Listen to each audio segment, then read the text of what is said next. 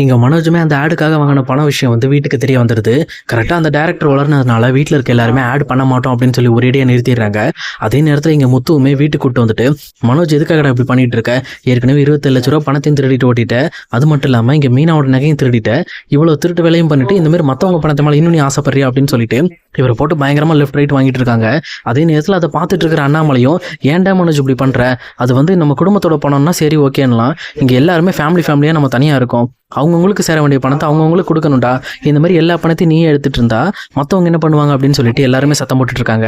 அதே நேரம் முத்துவுமே இருந்துக்கிட்டு, ஏன் பார்லரம்மா நீங்கள் எப்போவுமே ஏமாற்ற மாட்டீங்கல்ல, இந்த திருட்டு பைய கூட சேர்ந்து நீங்களே ஏமாற்ற ஆரம்பிச்சிட்டிங்களா அப்படின்னு சொல்லிட்டு முத்துவுமே பார்லரம்மாவை ரொம்பவே நக்கலோட கேட்குறாங்க. இதை பார்த்தோன்னா ரோகிணியுமே டென்ஷன் ஆகிட்டு, நான் அப்போவே சொன்னேன்ல எதுக்காக மனோஜ் இப்படி பண்ண, நீ பண்ண வேலைக்கு பாரு எனக்கும் கெட்ட பேர் கிடைக்குது அப்படின்னு சொல்லிட்டு அவங்களுமே மனோஜை திட்டிட்டு இருக்காங்க. அதுக்கப்புறம் ஒரு வழியாக சரி மனோஜுவா நான் எல்லாருக்கும் பணத்தை பிரித்து கொடுத்துட்றேன், நாளைக்கு வந்து அந்த ஆடை மட்டும் நடிச்சு கொடுத்துருங்க அப்படின்னு சொல்லிட்டு ஆளுக்கு 25,000 பிரித்து கொடுத்துட்றாரு. விஜயாவும் ரொம்பவே சந்தோஷமாயிடுறாங்க. ஏற்கனவே இன்னொரு நம்ம பக்கம் ஒரு 2 லட்சம் இருக்கு, இது ஒரு 25,000, 2,25,000 ஆச்சு, பரவாயில்ல நம்ம கிட்ட நல்ல பணம் இருக்கு, பேசாம இந்த பணத்தெல்லாம் கொண்டு போய் பேங்க்ல போட்டுரும் அப்படின்னு சொல்லிட்டு இப்போ போல அடுத்த நாள் காலையில இருந்துச்சு இந்த பக்கம் பார்வதிட்டு வீட்டுக்கு போறாங்க. வீட்டுக்கு போயிட்டு பார்வதிட்ட, இங்க பாரு பார்வதி, எனக்கு ஒரு 25,000 கிடைச்சிருக்கு, அந்த 2 லட்சத்தையும் எடுத்துட்டு வா, நம்ம 2 பேரும் போய் பேங்க்ல போட்டு வந்துடும் அப்படின்னு சொல்லி சொல்றாங்க. இங்க பார்வதியுமே இருந்துகிட்டு, உனக்கு எப்படி 25,000 கிடைச்சது அப்படின்னு சொல்லி கேட்கிறப்போ எங்க வீட்டில் நடந்த எல்லா விஷயத்தையுமே சொல்றாங்க. இதை கேட்ட பார்வதியும், பரவாயில்ல விஜயா, உனக்கு மட்டும் லக்க அடிச்சுக்கிட்டே இருக்கு, ஏற்கனவே 2 லட்சம், இது ஒரு 25,000, கிட்டத்தட்ட 2,25,000 நீ என்ஜாய் பண்ற, சரி அப்படின்னு சொல்லிட்டு சரி பணத்தை எடுத்துட்டு வா அப்படின்னு மறுபடியும் விஜயா சொல்றாங்க. உடனே பார்வதியுமே அந்த பீரோக்கு போயிட்டு பணம் இருக்கா அப்படிங்கிறத தேடி பாக்குறாங்க. அவங்க எவ்வளவோ தேடி பார்த்தோம், அந்த இடத்துல பணம் இல்லை. இதை பார்த்தோன்னா பயங்கரமா ஷாக் ஆகுறாங்க. உடனே அடிச்சு பிடிச்சு ஓடி வந்து விஜயா கிட்ட, இங்க பாரு விஜயா, நான் வச்ச இடத்துல பணம் இல்லை, சொல்ல போனா உன்னோட 2 லட்ச ரூபா பணத்தை காணும் அப்படின்னு சொல்லி சொல்றாங்க. விஜயாவும் இந்த பக்கம், எதுக்காக பார்வதி இப்படி பண்ணிட்டு இருக்க, முதல்ல போய் எடுத்துட்டு வாய், வேற எங்க மாத்தி கித்தி வச்சிருப்ப பாரு அப்படின்னு சொல்லி சொல்றாங்க. இந்த பக்கம் பார்வதியுமே, கண்டிப்பா இல்ல, நான் பீரோ முழுக்க தேடிட்டேன், அங்க கண்டிப்பா இல்லவே இல்லை அப்படின்றாங்க. இதை கேட்டோன்னே இந்த பக்கம் வந்து விஜயாக்குமே பக்குன்னு ஆகுது. என்ன பார்வதி சொல்லிட்டு இருக்கேன், உன்னை நம்பி தான் கொடுத்துட்டு போயிருந்தேன் 2 லட்சத்தை, இப்ப கடைசியில் பார்த்தா இல்லைன்ற, யார் தூக்கிட்டு போயிருப்பா, வீட்டுக்கு யார் வந்தா அப்படின்னு சொல்லிட்டு ஒவ்வொரு விஷயத்தையும் விசாரிக்க ஆரம்பிக்கிறாங்க. அதுக்கப்புறம் விஜயாவுமே நம்பிக்கை இல்லாம டைரக்டா அந்த பீரோ ஃபுல்லா அவங்களுமே வந்து தேடி பார்க்குறாங்க. ஆனா பணமே அங்கே இல்லை. அதே நேரத்துல இந்த விஷயம் வேற யாருக்கு தெரியும், அது மட்டும் இல்லாமல் நம்ம வீட்டில் பணம் இருந்தது யாருக்கு தெரியும், யார் வந்திருப்பா அப்படின்னு சொல்லிட்டு பயங்கரமா மட்டையை போட்டு குழப்பிட்டு இருக்காங்க. அப்பதான் கரெக்டா மீனா துணி கொடுக்க வந்தாங்க அப்படிங்கிற விஷயத்தை தெரிஞ்சுக்கிறாங்க. அதே நேரம் அவங்க கொண்டு வந்த துணியுமே மடிச்சு கட்டில வச்சிருக்காங்க.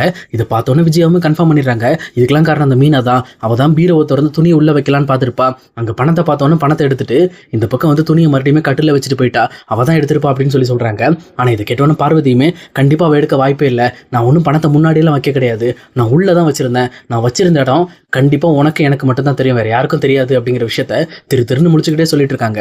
உடனே இதை கேட்டுட்டு இருக்க விஜயாவும், நீ எதுக்கு இப்படி திருன்னு முழிக்கிற, இந்த விஷயம் வேற யாருக்காவது தெரியுமா அப்படின்னு சொல்லி கேட்கறாங்க.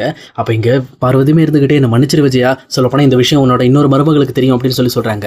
யார் இது அப்படின்னு சொல்லி கேட்கிறப்ப ரோகிணி தான். சொல்லப்போனா அன்னைக்கு ரோகிணி என்னோட வீட்டுக்கு வந்திருந்தா, எனக்கு ரொம்ப ஷோல்டர் வலிக்கு அப்படின்னு ஒன்று அவளை மசாஜ் பண்ண சொல்லியிருந்தேன், மசாஜ் பண்ணிட்டு இருக்கும்போது நான் தான் வாய் தவறி உளறிட்டேன். அதே நேரம் அதுக்கப்புறம் ரோகிணியுமே கூப்பிட்டு, இந்த விஷயத்தை பத்தி வேற யாருக்கும் தெரியக்கூடாதுமா, சொல்லப்போனா அவங்க அத்தை வேற யார்ட்டையும் சொல்லக்கூடாதுன்னு சொல்லியிருக்காங்க அப்படின்னு சொல்லிட்டு, நீ சொன்ன விஷயம் எல்லாத்தையுமே தெளிவா சொல்லிட்டு வேற யார்ட்டையும் சொல்லக்கூடாதுன்னு சொல்லிட்டேன், ஆனா எனக்கு என்னமோ ரோகிணி மேலே தான் டவுட்டா இருக்கு அப்படின்னு சொல்லி சொல்றாங்க.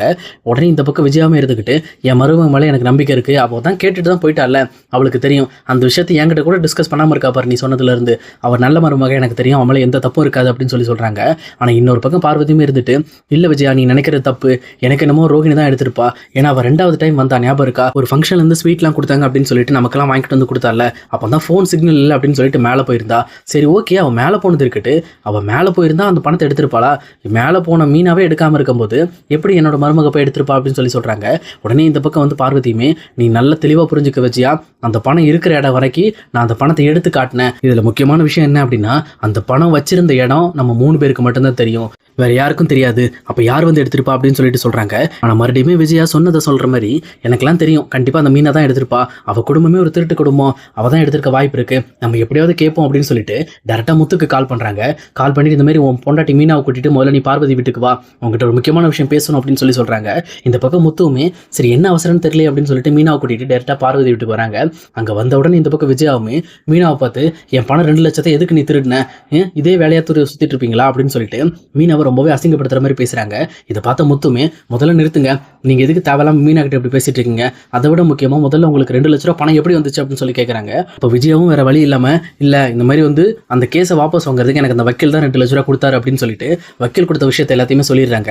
இது கேட்டோன்னு முத்துவுமே, எனக்கு அப்பவே தெரியும் எங்க அம்மா அவ்வளோ ஈஸியா இந்த மாதிரி கேஸை வாபஸ் வாங்குற ஆள் கிடையாது, நீங்க எவ்வளவு பெரிய ஆளுன்னு தெரியும், அதே நேரம் அந்த 2 லட்ச ரூபா பணத்தை கொடுத்தது நாங்க தான், நாங்க ஏன் அதை எடுக்க போறோம் அப்படின்னு சொல்லிட்டு இந்த பக்கம் முத்துவுமே சண்டை போட ஆரம்பிக்கிறாரு.